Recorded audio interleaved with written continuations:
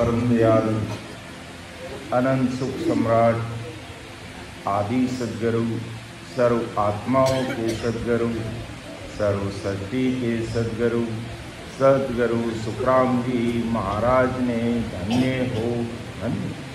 परम दयाल सद्गुरु दरियाव जी महाराज ने धन्य हो धन्य। परम दयाल सद्गुरु बाबा जी महाराज ने धन्य हो धन्य। कालमपुर धाम में बारंबार प्रणाम स्वीकार हो। राम सभा में राम महाराज उपस्थित सभी राम स्नेही भाई बहनों को राम राम सा प्रणाम। महाराज की कृपा से दोपहर की सत्संग का 2 घंटे का सिमरन का समय हर्ष उल्लास और आनंदमय वातावरण के साथ पूरा हो रहा है। आनंद का कोई ठिकाना नहीं है, क्योंकि सिमरन करके जो सुख लिया जाता है, जो आनंद इस शरीर के अंदर रग रग रोम रोम नस नस नाड़ी तक जो होता है, उसकी बराबरी मात्र ज्ञान सुनने से नहीं होता। इसलिए सिमरन जरूरी है। अगर नियमित रूप से महाराज को अरदास करते हुए विनती करते हुए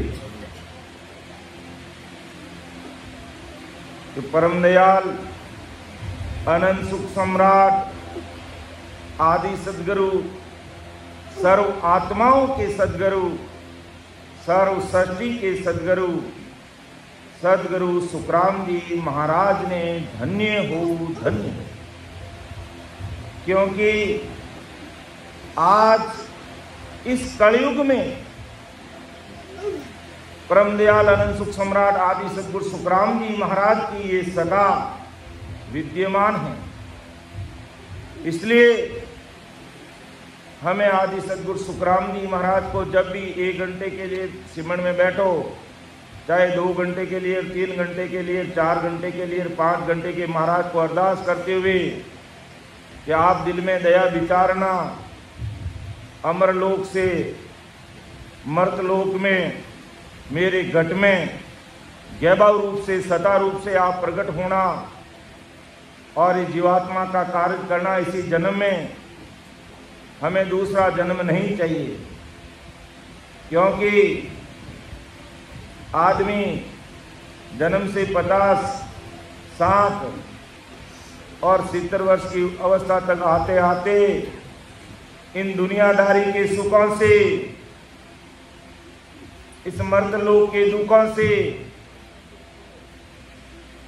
इन करनी कर्म और जब तब से ऊब जाता है और अंतिम पड़ाव से जब उसके जीवन का अंतिम पड़ाव आता है तो राम जी से यही अरदास करता है, राम जी आप मुझे अब निभा लो, मुझे उठा लो तो ठीक है। ये संसार मतलब का नजर आता है, ऐसी उसकी स्थिति बन जाती है। और फिर उसको राम जी याद आते हैं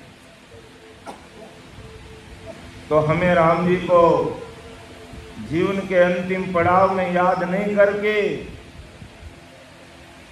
बाल्यकाल से युवा अवस्था में हमें राम जी महाराज को याद करते हुए जोरावर सिमरन पर ध्यान देना है।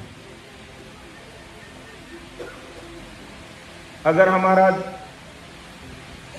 दैनिक दिनचर्या का कार्यक्रम अगर रहता है तो हमें सबसे पहले यही विचार करना कि आज मुझे कितने घंटे सिमरन करना है। पहला काम हमारा ये होना चाहिए। ऐसा महाराज से अरदास करते हुए और आगे अगर बैठने की जगह पीछे नहीं है तो आगे आ जाओ, इधर जगह पड़ी, आगे आ जाओ, आगे आ जाओ, आगे आ जाओ,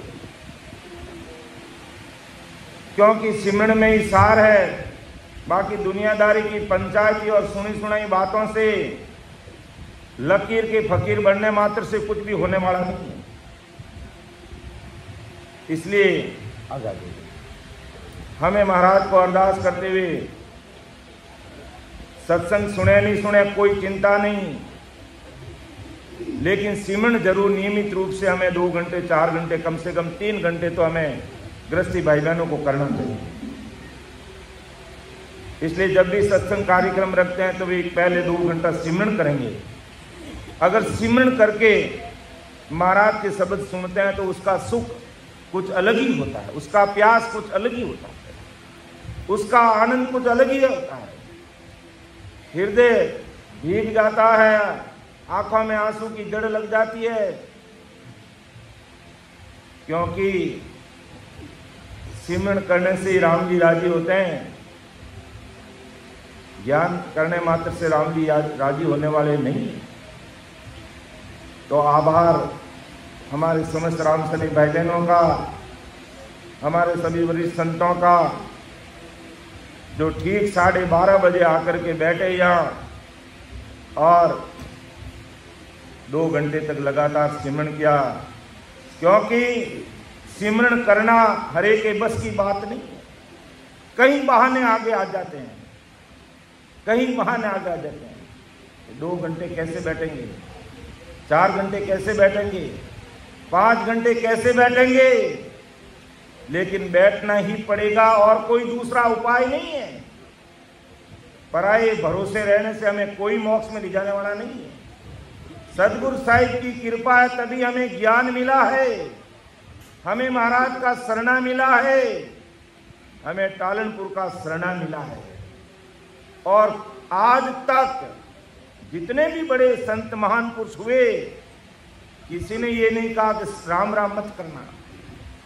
सबने यही कहा है कि अधिक से अधिक महाराज की शरणागति में रहते हुए, शुद्ध आचार विचार रखते हुए, अच्छा खान पान करते हुए, अच्छी रहनी करनी करते हुए अधिक से अधिक सिमरन पर जोर देना।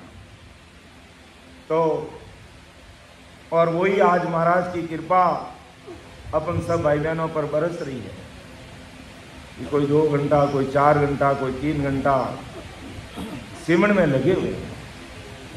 कहते हैं जहाँ भी 100, 200, 50, 100 राम सैनिक बैठ करके वीर व्याकुलता के साथ में सिमरन करते हैं तो अमरलोक से सतरूप साहिब की वो वैभव सता सबके घट में प्रकट होती है, सबके घट में प्रकट होती है। और वो सता जब तक घट में प्रकट नहीं होती है तब तक काम नहीं। तो सदैव महाराज से यही विनती करना, क्योंकि ये कलयुग है और कलयुग की उम्र 4,32,000 वर्ष है और 4,32,000 वर्ष तक ये आदि सदगुरु सुखराम जी महाराज की सता ही काम करेगी। और आज वही सता काम कर रही है और यही सता काम करेगी, बाकी दूसरा कोई उपाय नहीं है। संत और भी बहुत बड़े बड़े संत हुए, कबीर साहब, दादू साहब, दरियाव जी महाराज और अनेकों अनेक संत इस धरा धरती पर हुए, अनंत जीवों का उद्धार किया, अनंत जीवों को परम मोक्ष में भेजा। लेकिन आज हमारे कीर्ति जी आए, डूंगर जी, कीर्ति जी, शिवानी जी आए, कहाँ पर है? अरे आओ कीर्ति जी, आओ, राम राम साहब। ये हमारे कीर्ति जी बाल संत हैं जो हमेशा हमेशा महाराज की सत्संग के समापन में धन्य धन्य बोलते हैं। ये देखने में इतने छोटे हैं लेकिन बहुत बड़े संत हैं। अब समझ में किसी के नहीं आए तो उनकी मर्जी की बात है। आज जन्म से ये बच्चे बोलते हैं कि राम सदगुरुदेव जी महाराज ने धन्य हो, परम दयाल अनंत सुख सम्राट आदि सदगुरु, सर्व आत्माओं के सदगुरु, सर्व सृष्टि के सदगुरु सुखराम जी महाराज ने धन्य हो, अनंत सुख सम्राट सदगुरु सुखराम जी महाराज के ज्ञान शत्रु भगवान ने धन्य हो। ऐसा हमेशा सुबह शाम जब भी ऑनलाइन सत्संग है, आप शेरगढ़ में विराजते हैं हमारे बाल संत और इनके साथ में ये हमारे कीर्ति जी और शिवानी जी इनके साथ में, हमेशा प्रतिदिन, चाहे सवेरे की सत्संग हो चाहे शाम की सत्संग हो, आप साकी द्वारा और महाराज को धन्य धन्य बोलने में सदैव अग्रणी रहते हैं। और ऐसे बच्चों को हमें गुरु ज्ञान देना, समझाना, तब ये नैने बाल संत हमारे आगे आएंगे और इनको पता चलेगा कि आदि सतगुरु सुखराम जी महाराज की सत्ता क्या है, सतगुरु जी महाराज की सत्ता का क्या पराक्रम है और सुखराम जी महाराज का क्या पराक्रम है। आज इन बाल संतों को अगर हम नहीं बताएंगे और केवल बड़े बड़े हाई फाई इंग्लिश मीडियम स्कूलों में पढ़ाएंगे और कि इंजीनियर बनेगा, डॉक्टर बनेगा और वो बनेगा और वो बनेगा, और गुरु ज्ञान से दूर रखे, तो समझ लो तुमने बच्चों के लिए कुछ भी नहीं किया है। वो डॉक्टर बन गया, इंजीनियर बन गया, सब कुछ बन गया, लेकिन गुरु ज्ञान से अगर वो अरस परस नहीं है तो समझ लो बेकार है। क्योंकि मोक्ष में जाएगा तो सतरूप परमात्मा की भक्ति करने वाला जाएगा, ना कि बड़े ओहदे पर पहुंचने वाला जाएगा। महाराज की भक्ति करने वाला ही उस देश में जाएगा, चाहे वो इस संसार में कितना भी बड़ा आदमी है। लेकिन सतरूप परमात्मा की भक्ति का अगर ज्ञान नहीं है तो वो ब्रह्मोक्ष में नहीं जा सकता। इसलिए सभी माताओं और बहनों से, समस्त राम सनई भाई बहनों से हाथ जोड़ करके करबद्ध निवेदन है कि जिस प्रकार हमारे समझ में आया कि आदि सतगुरु सुखराम जी महाराज का क्या पराक्रम है, आज हमारे बाल संतों को, छोटे छोटे नन्हे मुन्ने बाल संतों को हमें समझाना है। सुबह शाम सिमरन के लिए बिठाना, घर में आरती बोलने के लिए इनको बिठाना और इनका मार्गदर्शन करना, न कि संसार की दुनियादारी के काम में इतने हम उलझ जाएं कि बच्चों की तरफ अपन ध्यान ही नहीं दें। अगर बच्चों की तरफ ध्यान देना है तो कि ये गुरु ज्ञान को कैसे समझ सकते हैं, किस प्रकार सिमरन कर सकते हैं, किस प्रकार महाराज की ज्ञान को और महाराज की सदा को समझ सकें, इस पर हमें विचार करना है। तो अपना विषय चल रहा ध्यान समाधि का। अपन ज्ञान सुन करके अगर ध्यान करके उसका सुख नहीं लेंगे और रग रग रोम रोम में और इस शरीर के अंदर जो अमरलोक जाने का जो मार्ग है, उस मार्ग को अपन नहीं समझ पाएंगे और केवल लकीर के फकीर बन के रह जाएंगे कि हमें कोई और तार देगा। तो गलत फहमी में मत रहना। दिमाग में अगर कचरा है तो बाहर निकाल के रख देना, क्योंकि अमरलोक जाने का जो मार्ग महाराज ने इस शरीर के अंदर बनाया है, बताया है, खोल खोल के संसार के सामने रखा है, और उस रास्ते को अगर हमने फॉलो नहीं किया है, उसकी तरफ अगर हमने ध्यान नहीं दिया है, तो बंदे कई जन्म लग जाएंगे और भवसागर के दुख कितना भारी है अपन सबको मालूम है। और एक बार मानुतन मिलने के बाद ये जीवात्मा अगर लक 84 में भटक गई, अटक गई, लटक गई, तो कम से कम 43 लाख और 20,000 वर्ष का दुख भोगना पड़ेगा। इसलिए परम दयाल अनंत सुख सम्राट आदि सदगुरु सुखराम जी महाराज आज संसार के भाई बहनों को समझा रहे हैं। आज दुनिया की क्या स्थिति है। जल चक्र होता ना कि गर्मी पड़ते ही समुद्र का पानी भाप बनता है और भाप बन के बादल बनता है, बादल बन के बरसता है और नदी के रूप में वापिस समुद्र में जाकर के मिल जाता है। तो आज अज्ञानी जगत की यही स्थिति है।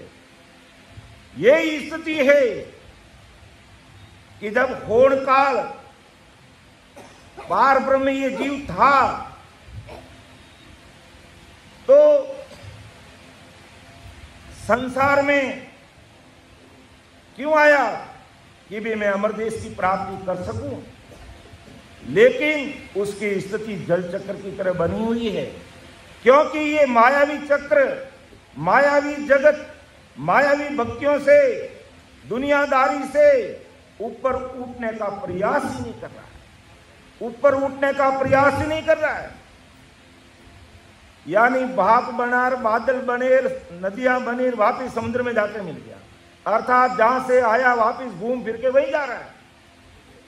अब इससे आगे निकलना है तो हमें जगत से ऊपर निकलना पड़ेगा, अन्य मायावी भक्तियों से ऊपर निकलना पड़ेगा और सस्वरूप परमात्मा के देश में जाने का जो ज्ञान, वो सत्संग हमें सुननी पड़ेगी, हमें समझनी पड़ेगी और हृदय में उतार करके फिर हमें आगे बढ़ना पड़ेगा।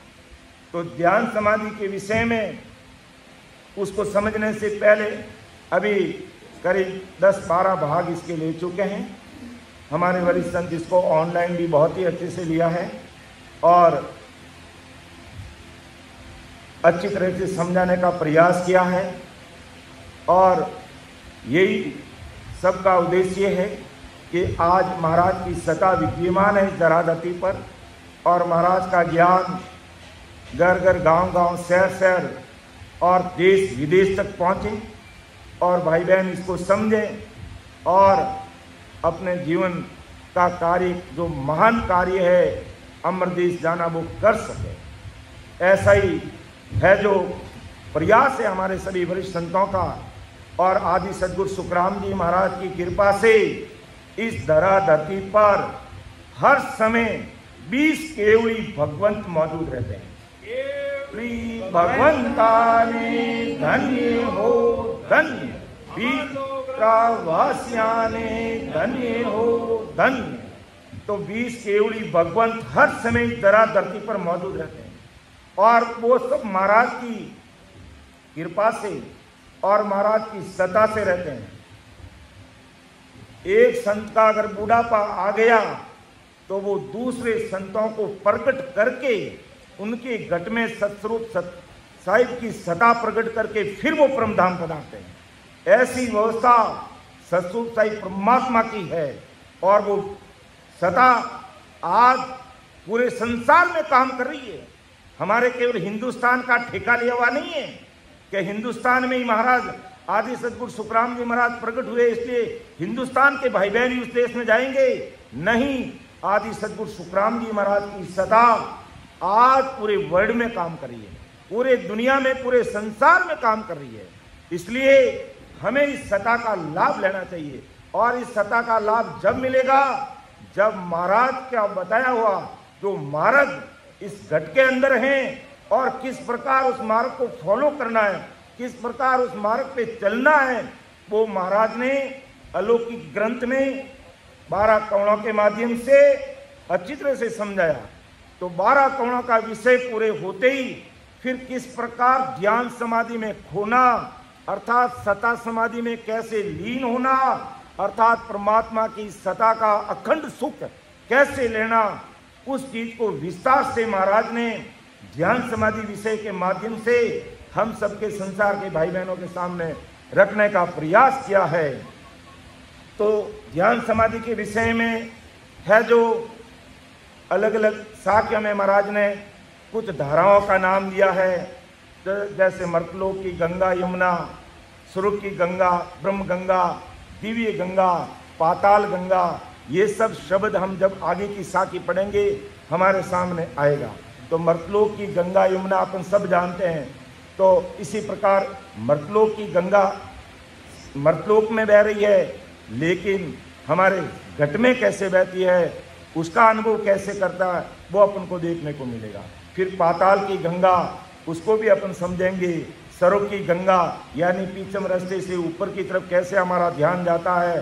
फिर ब्रह्म गंगा यानी मेरुदंड से त्रिकुटी तक कैसे हमारा ध्यान पहुंचता है, वो सारी बातें देखेंगे। फिर दिव्य गंगा, इसमें तो कोई बिरले संती नाते हैं, त्रिकुटी से 10वें द्वार की तरह जो अगम है उसमें है जो बिरले संती ध्यान करते हैं। बाकी संसार की इन गंगाओं में, इन तीर्थों में, इन घाटों पर संसार के भाई बहन अन्य भक्ति करने वाले सब है जो इनका लाभ लेते हैं, घूमते हैं, फिरते हैं, क्योंकि ये संसार में मर्तलोक में बाहर के स्थान हैं और बाहर के स्थानों के ऊपर जाना, उनका दर्शन करना और इतिश्री मानना सहज है। लेकिन महाराज ने परमदयाल अनंत सुख सम्राट आदि सद्गुरु सुखराम जी महाराज ने कहा कि भाई ये बाहर के तीर्थ घाट और गंगा, इसमें नहाना तो बहुत आसान है। कोई भी भाई बहन जिसके पास में थोड़े बहुत किराया भाड़ा है वो गंगा जी में नहा सकता है, जा सकता है। दीप और घाट संसार के जो तीर्थ स्थान है उनका वो जाकर के दर्शन कर सकता है।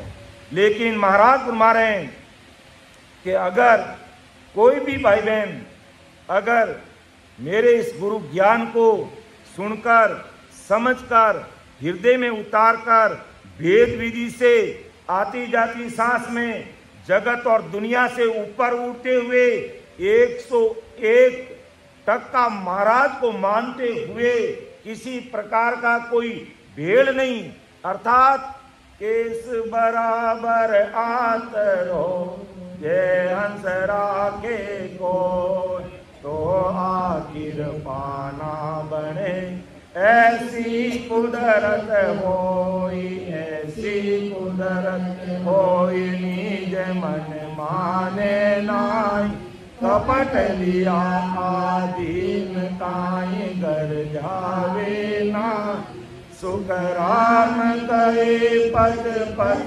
मरो, गरज सरे नहीं कोई, केस बराबर आंदरो जे अंसरा के को। भाई महाराज ने स्पष्ट कह दिया कि मेरे ज्ञान को समझना है और मैंने जो इस शरीर के अंदर अमरलोक जाने का जो मार्ग बताया है, इस शरीर के अंदर जो तीर्थ है, शरीर के अंदर जो धाम है, अगर उनके तुम्हें दर्शन करने हैं तो 101% मेरा बनना पड़ेगा, दूसरा कोई उपाय नहीं। अगर तुम्हारे दिल में, अगर तुम्हारे हृदय में मेरी बातें, मेरा अनुभव ज्ञान समझ में आ जाएं तो 101% निज मन से मान लेना और भाव में कभी कमी मत लाना, बाकी मैं सब देख लूंगा। आज भाव की कीमत है, अगर भाव है तो सब बातें ठीक है। अगर दुनियादारी के हिसाब से भी देख लो, किसी चीज वस्तु का अगर भाव है अच्छा, आज हमने 100 रुपये में चीज खरीदी और भाव 200 का है तो कितना हमें खुशी होगी कि भाव बढ़े। तो भक्ति में भी अगर भाव बढ़ते जाएंगे तो बढ़त बढ़त बढ़ जाए और घट गए, मन घटा तो तन घटा, तन घटा तो धन घटा, घटत घटत सब घट जाए, और मन बढ़ा तो तन बढ़ा, तन बढ़ा तो धन बढ़ा, बढ़त बढ़त सब बढ़ जाए। ये अपने हाथ में है कुंची कि हमें अपने भाव को बढ़ाना है या घटाना है। तो महाराज ने कभी भाव में कमी मत लाना, भजन सिमरन सत्संग आपकी मर्जी आवे जितनी कर लेना, लेकिन भाव सदैव बढ़ाए रखना। अगर भाव में कमी रह गई तो वहां पर मेरा बस चलने वाला नहीं है, और भाव सदैव तगड़ा रहा तो मैं सब कुछ संभाल लूंगा। ये महाराज की सत्ता का पराक्रम है, ये महाराज की कुदरत कला का पराक्रम है, महाराज के निज नाम का गुण है। ऐसा ही महाराज किसी की रहनी करनी आचार विचार नहीं देखते हैं। क्यों? अगर महाराज हमारी रहनी करनी आचार विचार अगर देखने लग जाए तो 7 जन्म में भी उदार होने वाला नहीं है, क्योंकि अपने अपने कपड़ों में सब नंगे हैं, अपने अपने कपड़ों में सब रंगे, दूध का धोया कोई नहीं है। लेकिन महाराज का बिड़द बड़ा भारी है, वो बिड़द विचारते हैं, वो किसी का गुण अवगुण नहीं देखते हैं। इसलिए अपन कहते हैं भाई कि भाव में कभी कमी मत लाना, बाकी सब महाराज देखते हैं। तो ध्यान समाधि के विषय में विषय गहरा है, लेकिन समझना बहुत जरूरी है। जो भी भाई बहन ध्यान समाधि के द्वारा इस घट में सस्वरूप साई परमात्मा की सत्ता का अगर सुख लेना चाहता है तो जहां पर अपना ध्यान है उस अनुसार ध्यान समाधि विषय को खोलना और उसकी साक्य जो लिखी हुई है पढ़ना, और फिर भजन उसके अनुसार भजन करना, तो अपना आपको आनंद आएगा। आज अपन ध्यान समाधि विषय सुनते हैं, समझते हैं, पढ़ते हैं, और उसके अनुसार ध्यान नहीं किया तो कोई मतलब नहीं है। भले रोज सुबह शाम पढ़ो, 24 घंटे पढ़ते रहो, भले वाणी जी महाराज का पाठ 24 घंटे करते रहो, लेकिन जो भी साथी पढ़ते हैं उसके अनुसार उसका प्रैक्टिकल प्रयोग अपने शरीर पर हो रहा कि नहीं हो रहा है, इस पर हमें विचार करना चाहिए। तो 52 नंबर तक की साखी हमने पिछली सत्संग में ले ली। अब आगे महाराज आदि सदगुरु सुखराम जी महाराज 53 नंबर साखी से हम सब भाई बहनों को क्या समझा रहे हैं, जो अपन समझने का प्रयास कर रहे हैं कि जमुना काटे लोक सो बैठा आसन मार, काशी तज सुख राम जी ले गंगा की धार।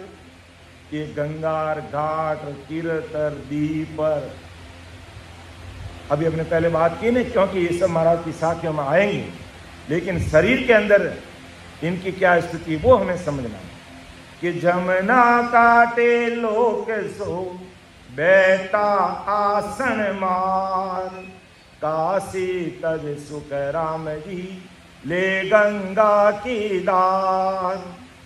आदि सदगुरु सुखराम जी महाराज आज संसार के सब भाई बहनों को फरमाते हैं। ऐसा नहीं कि अपन राम सभा में बैठे हैं, अपन को ही कह रहे हैं।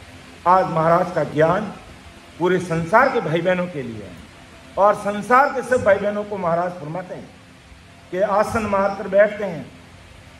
वहाँ यमुना के ठिकाने अर्थात यमुना का स्थान वाला लोक है, और गंगा की धारा से लय होकर काशी को छोड़ दिया। कैसे कि रीढ़ की जड़ गुदा स्थान के आसपास की जगह के आधार के आसन मारकर अपन सभी बैठते हैं, आलती पालती मार के आसन लगाते ना, तो ये स्थान यमुना का ठिकाना बताया, अर्थात यमुना के पाताल में पहुंचना का स्थान, और इस स्थान से आगे जाने के लिए गंगा की धारा को पकड़ा, अर्थात सुर्ग गंगा को पकड़ा, अर्थात पीछम के मार्ग को पकड़ा, अर्थात सुकमणा को पकड़ा, बंकनाल को खोला, पीछम के मार्ग को खोला। कब खोला? जब आलती पालती मार करके आसन लगा करके बैठे, कमर को सीधी करके। जब भी अपन सिमण में बैठते हैं, सीनियर सिटीजन को छोड़ करके, बूढ़े बुजुर्ग भाई बहनों को छोड़ करके, जो जवान हैं, जिनका शरीर हष्ट-पुष्ट है, अच्छे से बैठ सकते हैं, तो बिल्कुल हमें आसन लगा करके आलती पालती मार करके, मुट्ठी बंद करके, दोनों हाथ अपने घुटनों पे रखते हुए, कमर को सीधा करते हुए, गर्दन को सीधा रखते हुए, आते जाते सांस में बराबर जोरावर सिमरण करना। महाराज को अरदास करते कि राम राम करते हैं, लेकिन ऐसा राम राम अंदर जाना चाहिए, हमें अंदर में छूना चाहिए, अंदर में टच होना चाहिए कि मेरा राम राम में एक राम भी ले रहा हूं, मेरी रुमावली खड़ी हो रही कि नहीं हो रही है, तब तो वास्तव में वो सिमरण है, वास्तव में वो भजन है। और बाकी होठ हिलाते रहो मेरे जैसे काम होने वाला नहीं है। अगर इस तरीके से अपन जितना भी 1 घंटा 2 घंटा 4 घंटा अंदर में खोते हुए आसन लगा करके बैठेंगे, तो ये राम नाम हमारा अंदर में टच करेगा, हमें अंदर में छुएगा, हमारी रुमावली खड़ी होगी, हमें आनंद आएगा, आंखें भीग जाएगी, प्रेम आएगा, प्यास लगेगी, प्यास आएगा, आनंद आएगा, क्यों आज महाराज की भारी कृपा अपने ऊपर हुई है। तो इस प्रकार महाराज फरमाते हैं कि जमुना काटे लोक सो बैठा आसन मार, काशी तज सुख राम जी ले गंगा की दार।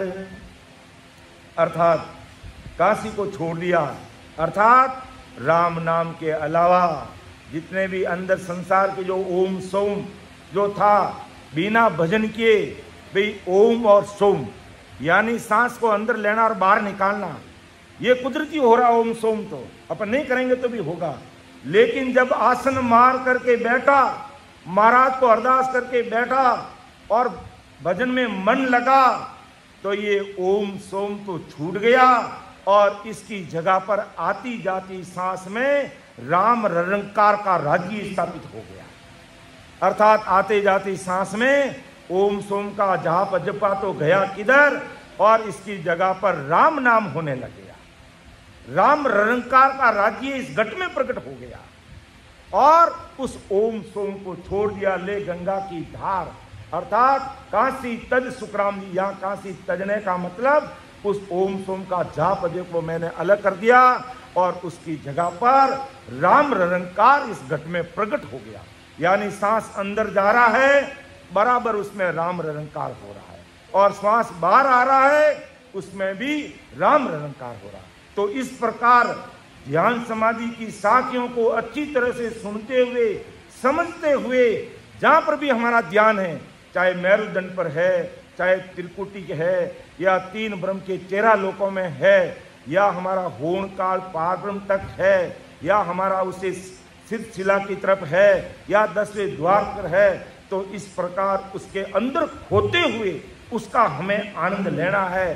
तभी तो हमारा ध्यान समाधि सुनना सार्थक सिद्ध होगा, और नहीं तो फिर पढ़ा और सुना यहाँ तक ही सीमित रह जाएंगे। लेकिन हमें यहाँ तक सीमित नहीं रहना, क्योंकि हम परम भाग्यशाली भाई बहन हैं कि आज परम दयाल अनंत सुख सम्राट आदि सदगुरु सुखराम जी महाराज की सत्ता विद्यमान है, और उनके नाम से ये सत्ता चल रही है। तो उनको याद कर करके आज अपन भजन में बैठते हैं, तो उनकी कृपा दृष्टि आज समस्त जीवों पर होती है।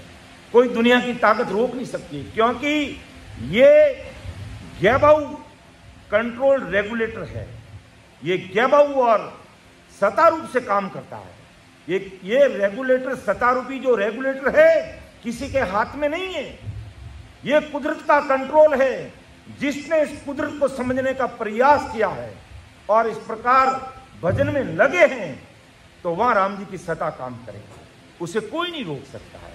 तो आदि सदगुरु सुखराम जी महाराज आज संसार के सब भाई बहनों को समझा रहे हैं कि मैं इस प्रकार आसन लगा करके बैठा हूं, और अवसर आती जाती सांस में मैंने सिमरण किया है, तो काशी तज सुखराम जी ले गंगा की धार। तो मैंने है जो काशी तज यानी ओम सोम का जाप बजबा मैंने छोड़ दिया, और राम नाम का जो आगे पदार्थ, तो उसमें ओम सोम की जगह पर राम रंकार का राज्य स्थापित हो गया। तो इसी प्रकार हम सब भाई बहनों को महाराज के एक एक शब्दों पर ध्यान देते हुए, समझ बनाते हुए, बुद्धि लगाते हुए हमें इसी प्रकार सिमरण करना है। क्योंकि राम राम करते हैं और समझ के साथ नहीं करते हैं, तो फिर गाड़ी चलती तो है, लेकिन उसमें कोई सवारी नहीं बैठती है। और गाड़ी खाली चलेगी तो कितने दिन तक खाली चलेगी भाई? सवारी बैठेगी तो किराया आएगा तो गाड़ी चलेगी, उसमें डीजल भराएंगे और लंबी दूरी तय करेंगे। तो कहने का मतलब ध्यान से समझ करके ऐसे महान पुरुषों के शब्दों को हृदय में उतार कर अगर अपन सिमरण में लगेंगे, तो किराए के रूप में ये सदगुरु साहिब की सत्ता इस घट में काम करेगी। ऐसा परम दयाल अनंत सुख सम्राट आदि सदगुरु सुखराम जी महाराज आज हम संसार के सब भाई बहनों को समझा रहे हैं। अगली साखी में महाराज फरमा रिया है कि जासू जमना उतरी गंगा फेर बखान, आसुदले सुख राम जी बैठा नावे आन। कि जासू जमना उतरे गंगा फेर बखान, आसुदले सुख राम जी बैठा नावे आन। के आदि सदगुरु सुखराम जी महाराज आज संसार के सब भाई बहनों को फरमा रहे कि जहाँ से गंगा और यमुना उतरती उसको समझकर जहाँ बैठे थे वहाँ से आकर हमने स्नान किया। कैसे? गंगा और यमुना कहाँ से उतरती है? अर्थात इस भ्रुकुटी से उतरती है। यह हमारे त्रिकुटी और भ्रुकुटी का स्थान है, दोनों आंखों के बीच में। इस भ्रुकुटी से ये जीवात्मा उतरकर जगत में आई, यानी साकारी सृष्टि में आई, पैदा हुई। यानी पिता की भ्रुकुटी में ये रहती है और ये साकारी सृष्टि में आकर के जन्म लिया। जिस प्रकार हमने समझा कि जैसे जल चक्र में देखा था कि जल समुद्र से निकलकर बादल और नदियों से होता हुआ वापस समुद्र में मिल जाता, वैसे ही जीवात्मा अनेक रहनों के स्थान और कर्मों के अनुसार इस शरीर के द्वारा ये घूमती रहती है और बार बार भ्रुकुटी से गर्भ में आती है। क्योंकि जिस प्रकार जल चक्र समुद्र से भाप बनना, भाप से बादल बनना, बादल से नदियों में पानी आना और वापस समुद्र में समा जाना, इस चक्र के द्वारा ये घूमती है। इसी प्रकार ये जीवात्मा भी है जो पिता की भ्रुकुटी से साकारी सृष्टि में आती है और जीवात्मा के रूप में जन्म लेती है और फिर मायावी संसार की भक्तियों में लिपायमान हो जाती है और फिर वहाँ चली जाती है, फिर वहाँ आती है, अर्थात आवागमन से उसका छुटकारा मिलता नहीं है। यानी जन्म मरण से जो छुटकारा पाना चाहिए इस जीवात्मा को, उसको मिलता नहीं। क्यों नहीं मिलता? कि जब तक वो संसार में आकर के उसको आनंद पद कह दो, सत्स्वरूप परमात्मा का देश कह दो, अमर लोक जाने का जो मार्ग कह दो, उस देश में जाने की जो भक्ति कह दो, या आनंद पद की भक्ति कह दो, ये मार्ग नहीं मिलता, ये ज्ञान नहीं मिलता, भेद विधि नहीं मिलती और सदगुरु साहिब का शरणा नहीं मिलता, तब तक ये जीवात्मा है जो इस संसार में पूर्ण काल पार ब्रह्म तक से आती और वापिस अगर अधिक से अधिक भक्ति करती है तो भी वापिस पूर्ण काल में समा जाती है। ये चक्कर उसका मिटता नहीं है। यानी घाणी वाले बैल की तरह इस मायावी जगत में, इस मायावी संसार में ये घूमती रहती है। तो आदि सदगुरु सुखराम जी महाराज हमें ध्यान समाधि विषय के माध्यम से यही बात हम सबके सामने रखना चाहते हैं कि आखिर हमारा ये फेरा, आखिर हमारा ये चक्र कब मिटेगा।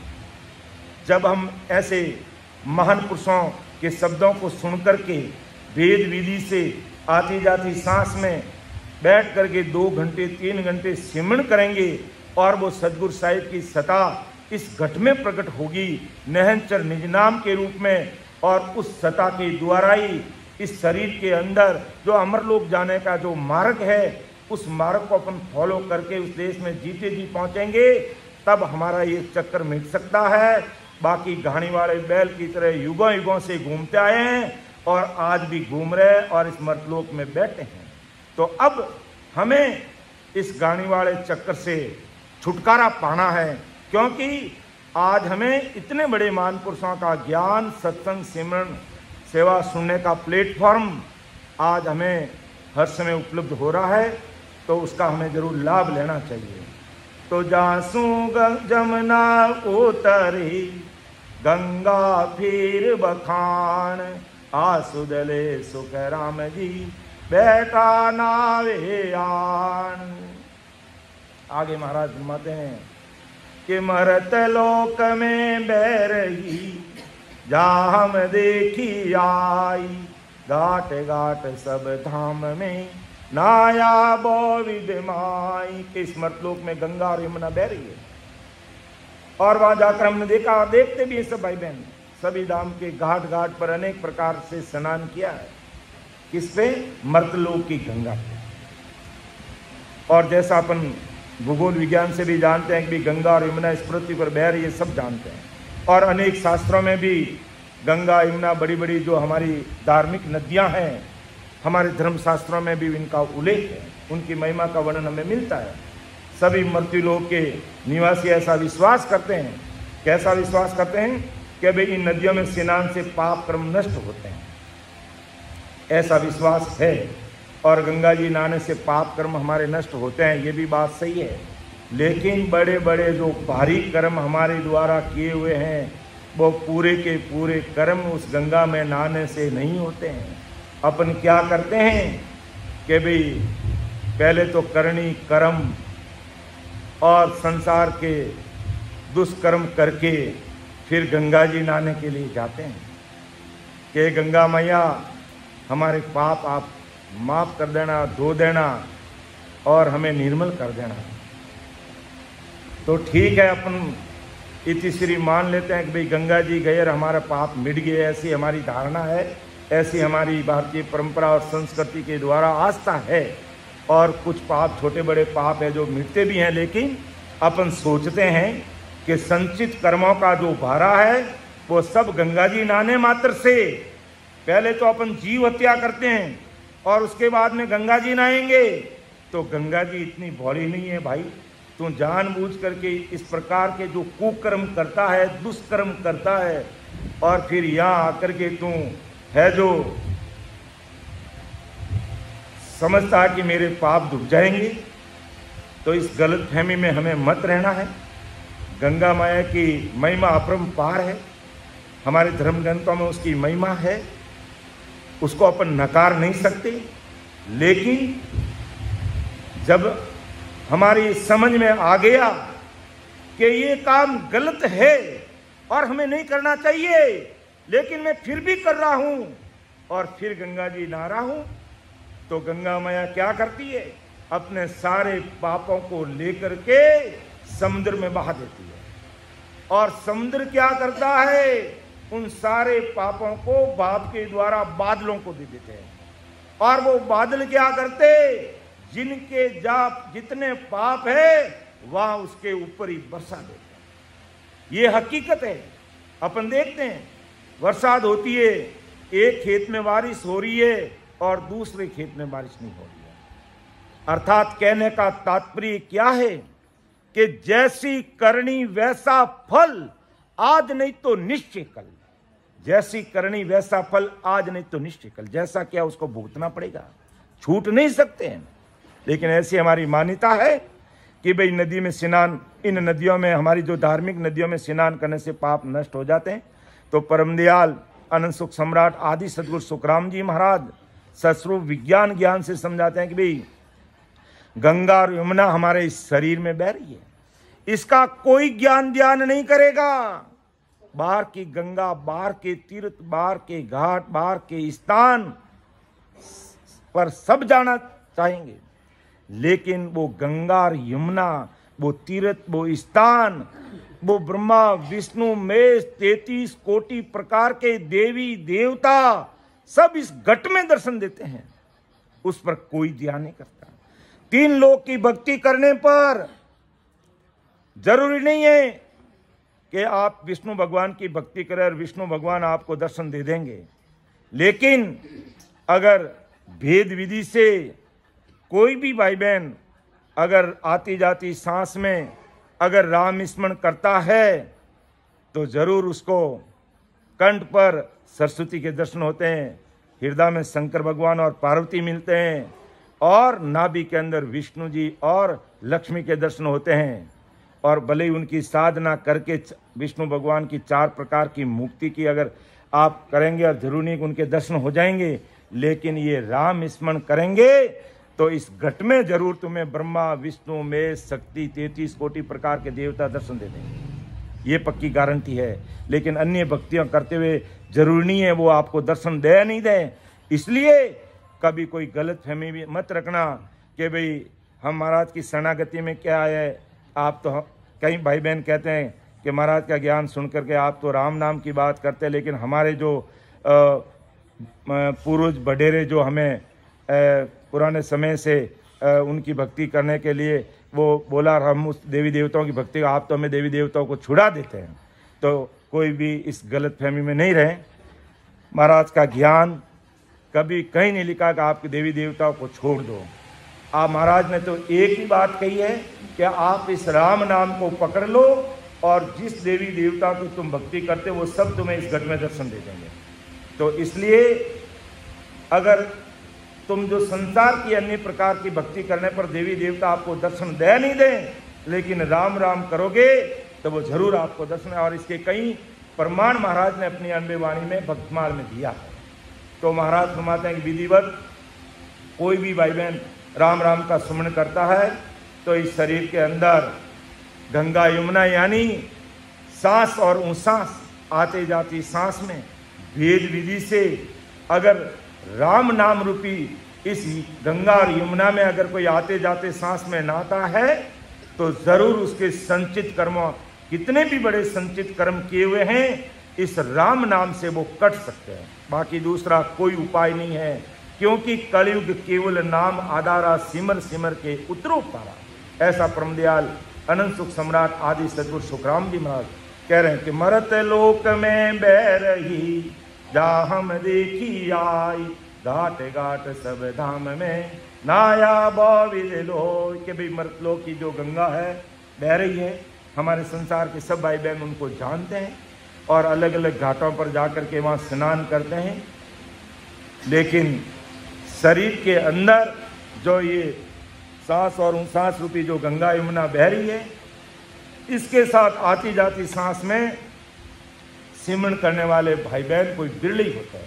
बाहर की गंगा में तो पूरी संसार भी नहा रहा है, लेकिन अंदर की जो गंगा है उसमें नहाना और नहाने के लिए हमें समय निकालना पड़ता है और भेद विधि से राम स्मरण करना पड़ता है। आगे महाराज अगली साखी में समझा रहे हैं कि एक घाट पर मानवी पैड़ी सोल बखान, सरब रस सुख राम जी न्यारा पिया जान। के एक घाट पर मानवी पैड़ी सोल बखान, सरब रस सुख राम जी नायर पिया जाई। महाराज संसार के दृष्टांत देते हुए संसार के बाहर के अपन जो करनी कर्म करते वो भी बात हमारे सामने रख रहे हैं कि भी बाहर की बातें आप इस प्रकार करते हो तो अंदर की बातें, अंदर के जो घाट है, अंदर की जो 16 पेड़ी है, उससे कैसे राम रस पिया जाता है, उस पर हमें विचार करने की बात महाराज इस साखी के माध्यम से फरमाते हैं।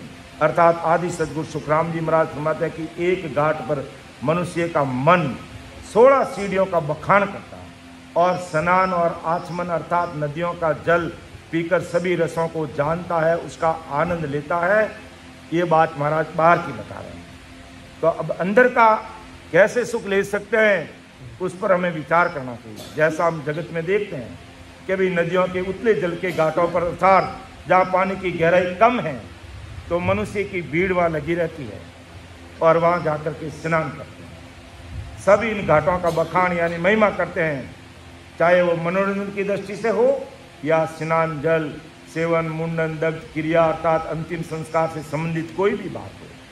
किसी कारणवश अपन गंगा जी गए और उनके अलग अलग घाटों पर हमने स्नान किया, उनकी महिमा की, और जहाँ पर पानी कम है वहाँ पर सब जाकर के स्नान करते हैं और उस जल को पीते हैं और वहाँ का आनंद लेते हैं, चाहे मनोरंजन के लिए लेते हैं, चाहे संसार की सामाजिक कोई कार्यक्रम के हिसाब से या कोई अंतिम संस्कार के कारण से भी गंगा जी जाते हैं। जैसे हमारे अपने मारवाड़ राजस्थान की एक परंपरा कि भाई जिन्होंने शरीर छोड़ दिया उसके फूल लेकर के अपन गंगा जी में जाते हैं, नहाते हैं और उनको वहाँ विसर्जन करते हैं। अर्थात अंतिम संस्कार से संबंधित भी कोई काम होता तो भाई वहाँ गंगा घाट पर जाते हैं। तो इसी प्रकार ये जगत शरीर के बाहरी अंगों और अनेक क्रियाकलापों में लगी रहती है, यानी बाहर के घाटों पर करनी कर्म जप तप तीर्थ होम जीव उपासना सब में संसार पूरा लगा हुआ है, लेकिन अंदर के घाट और अंदर का जो राम नाम का जो रस लेना है उस पर ये संसार ध्यान नहीं है। बाहर के शरीर के बाहर के अंगों के बाहर के क्रियाकलापों में पूरा जगत लगा हुआ है और कोई अंदर के क्रियाकलापों में लग जाए अर्थात अंदर में कोई खो जाए तो उसका जीवन धन्य हो जाता है और महाराज का जीवन मुक्त सुखराम जीते जी उसकी मुक्ति हो जाती है, अर्थात जीते जी वो परम पद की प्राप्ति कर लेता है। अगर महाराज ने जिस प्रकार अंदर का जो रास्ता बताया, अंदर के घाट बताए, अंदर के स्थान बताए, अंदर के जो कमल बताए, अंदर का जो मार्ग बताया, उस मार्ग को अगर फॉलो करता है और बैठ करके ध्यान समाधि के अनुसार अलौकिक ग्रंथ के अनुसार 12 कमलों का किस प्रकार अनुभव लेना, कैसे सुख लेना और फिर किस प्रकार बैठ करके ध्यान समाधि के अंदर खोना और अंदर की एक एक चीज का सुख लेते हुए ये शंखनाल से होते हुए फिर पिछम बंकनाल के मार्ग पर चढ़ते हुए धर्मराय के स्थान को जीतते हुए फिर यहाँ से ईड़ा पीगड़ा सुखना के द्वारा त्रिकुटी स्थान पर आते और यहाँ से 3 ब्रह्म के 13 लोगों को पार करके पूर्ण काल पार ब्रह्म को पार करके शिला को फोड़ के 10वें द्वार से जो परे हो जाते हैं, जीते जी भाई बहन वो संसार में रहते हुए भी संसार से परे हो जाते हैं। और जब तक ये स्थिति अगर अपन सब भाई बहनों की अगर नहीं बनती है तो तब तक हमें इस प्रकार ज्ञान ध्यान करते हुए महाराज के शब्दों को हृदय में उतारते हुए सुबह शाम सत्संग सिमरण सेवा और ज्ञान चर्चा से जुड़ते हुए बराबर हमें अधिक से अधिक है जो एक आसन पर बैठ करके कम से कम 3 घंटे हमें राम स्मरण करेंगे तो महाराज का ज्ञान पूरा का पूरा अच्छी तरह से हमारे समझ में आ जाएगा। और नहीं तो ज्ञान को हमने सुना है और फिर गुणा नहीं, उसके अनुसार ध्यान नहीं किया, तब तक हम बाहर की करनी कर्मों में ही है। तो महाराज फरमाते भाई, बाहर की करनी कर्म जप तप तीर्थ व्रत नेम पुण्य दान होम जी आन उपासना करना आसान है, कोई भी कर सकता है, लेकिन अंदर में गोते लगा करके नैन च निजनाम रूपी मोती को ढूंढने वाला कोई मर्जीवाई होता है, कोई बिरला ही होता है। तो एक घाट पर मानवी पैड़ी सोले बखान, सर्व रस सुख राम जी नायर पिया जान। अब देखो संसार बाहर जो बाहर के घाट और पैड़ियां है वो तो दुनिया जानती है, लेकिन महाराज फरमाते हैं इस शरीर के द्वारा जो 16 बाहरी अंगों में इन 5 सुखों की आशा में पूरी दुनिया व्यस्त है। इन 5 विषयों में पूरी दुनिया लगी है। शब्द स्पर्श रूप रस और गंध, इन 5 विषय वासनाओं में, इन 5 सुखों में पूरी दुनिया है जो रचमच हुई है। ये 16 अंग शरीर के किस प्रकार तो चर्म चक्षु अर्थात आंखों के द्वारा ये जगत आज क्या चाहती है कि आंखों के द्वारा हमें बस सुंदर सुंदर वस्तुएं और चीजें नजर आनी चाहिए, लेकिन ये कोई नहीं सोचता कि बाहर की आंखें हमारी अंदर दिव्य दृष्टि में कब खुले और मैं कब सदगुरु साहिब को निहारूं, कब सदगुरु साहिब से अरस परस हूं। तो बाहर की चीजों को तो सब देखेंगे नाकों से, 2 ग्राण के नथुने यानी नाक के द्वारा अच्छी सी सुगंध लेनी चाहेंगे परफ्यूम से, लेकिन कोई ये नहीं सोचता है कि जब भाई बहन भजन करके जब वो आगे है जो ब्रह्मलोक की यात्रा 3 ब्रह्म के 13 लोकों को पार करता है और अंतिम स्टेज पहुंचते पहुंचते उसको कुदरती ऐसी सुगंध आती है जो संसार में आज दिन तक कोई किसी कंपनी ने वो परफ्यूम बनाई नहीं है। ऐसा वो कुदरती परफ्यूम इस घट में प्रकट होता है। तो बाहर की परफ्यूम तो ये दुनिया जगत खरीद के उसका थोड़े समय के लिए सुख ले सकती है, लेकिन महाराज फरमाते हैं अगर कोई ऐसी मति, ऐसी बुद्धि, ऐसा ज्ञान, ऐसा मन उसका लग जाए भक्ति में, तो बिना परफ्यूम बिना बाहर की सुगंधित चीजों के अलावा भी उसे कुदरती सुगंध की सीरें इस शरीर में फूटने लग जाएगी और वो आनंद में मस्त हो जाएगा।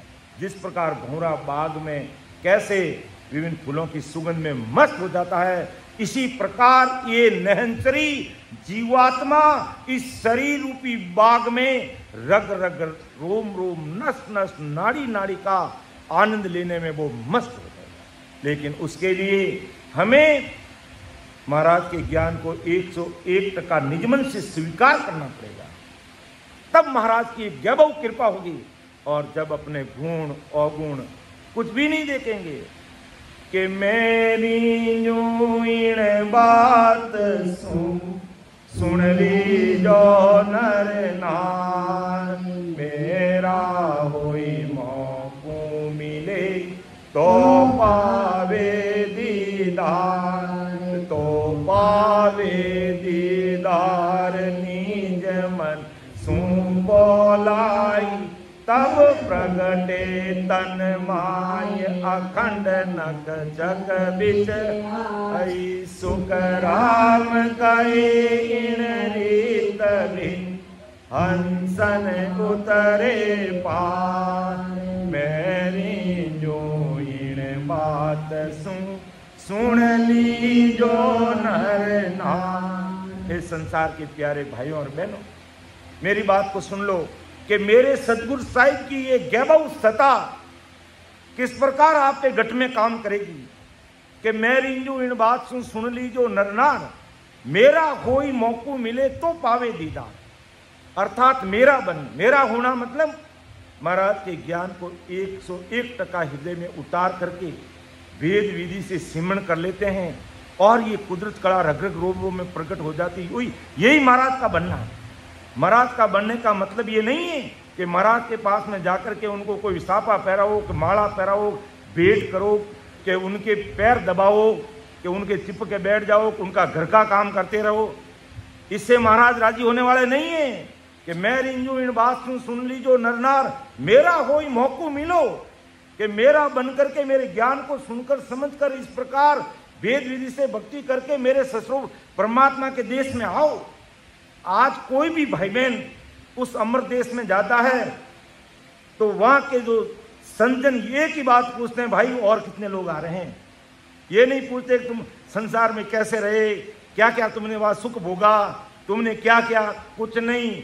और कितने भाई बहन आ रहे ये बताओ। हमारा खुशी का ठिकाना तभी होगा कि अनेकों अनेक भाई मर्तलोक रूपी कीचड़ में रहते हुए कमल के फूल की तरह खिलते हुए ससु परमात्मा की भक्ति करते हुए और कितने भाई बहन आ रहे हैं। वो इतनी बात पूछते हैं कैसा, और हजारों भाई बहन आपकी भक्ति करके इस देश में आ रहे हैं, तब वो उनके खुशी का ठिकाना नहीं रहता। और वो खुद ऐसे संतों का बधावना करते हैं, उनकी आरती उतारते हैं और उनका लाड गोड़ करते हैं और खुशियां मनाते हैं, गले लगाते हैं।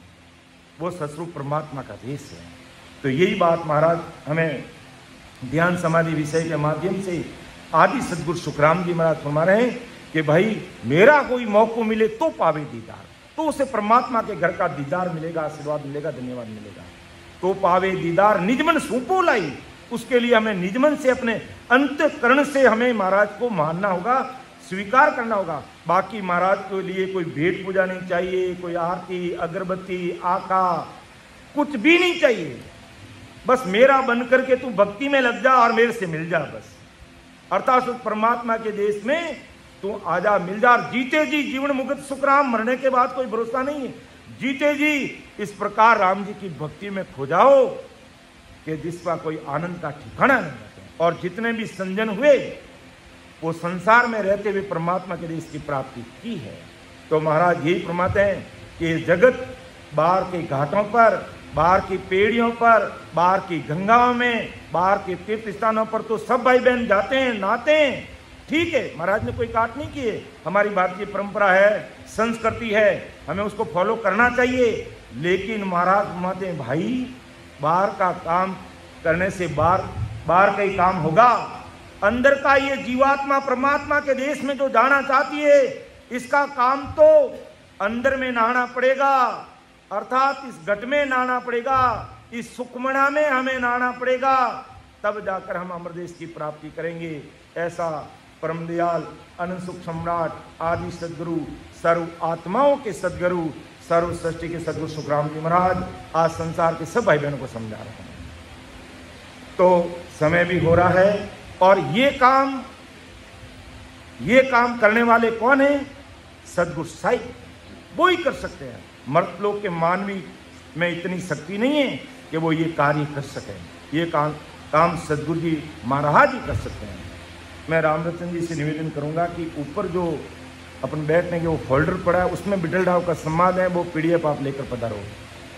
तो ये काम हमारा सदगुरु जी महाराज करते हैं। अभी तभी अपन बोलते हैं आओ जल्दी आओ, फिर समय मेरा पूरा हो रहा है कि प्राणी हारे सतगुरु तारण हार, सतगुरु तारण हार, विसवाली सही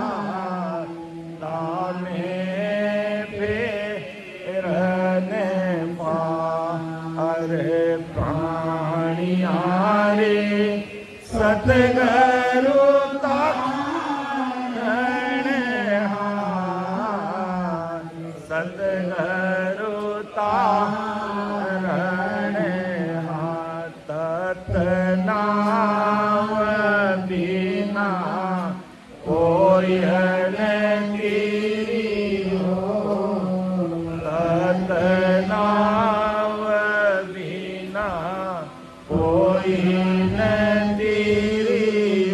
नाम कोई तीरने हार, नाम कोई तीरने हार, गुण आने हो पास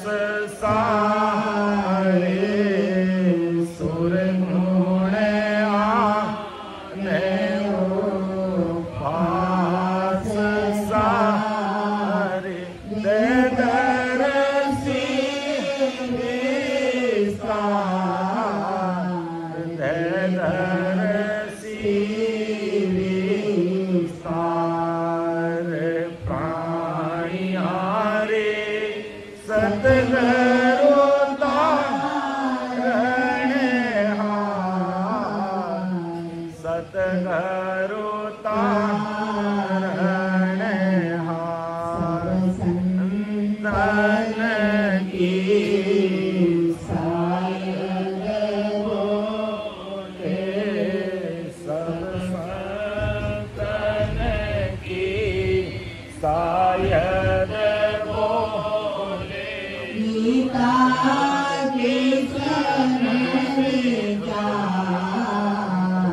गीता के सन विचार, जन सुख राम के जन देखी, जन सुख राम के जन देखी। नाम बिना है विकार, नाम बिना है विकार। प्राणी हारे सतगुरु तारणहार, सतगुरु तारणहार।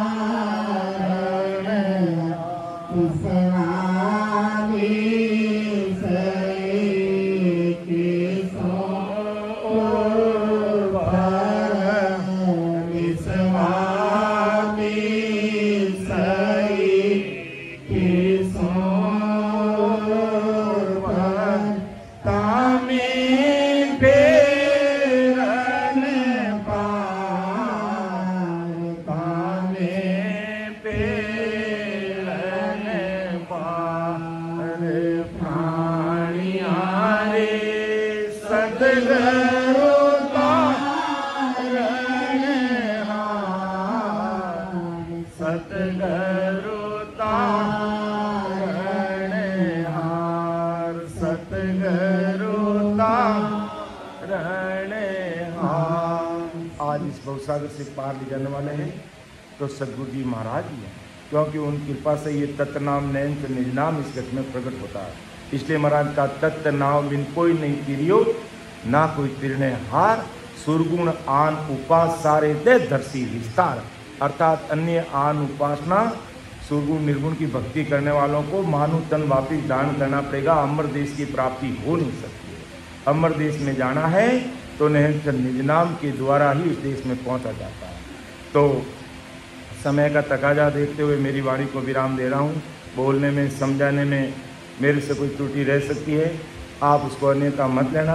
अपना छोटा भाई समझ करके मुझे माफ़ कर देना। सुन जो मैं निर्दोष हूँ, घाट बांध दस हो, तुम्हें हर बोल हार हो।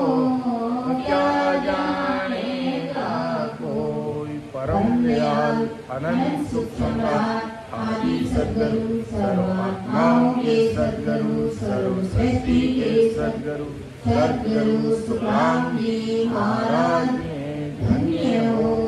धन्य राम सभा में राम महाराज। सभी राम सनी भाईजानों को राम राम सा, सबको राम राम, सबको प्रणाम।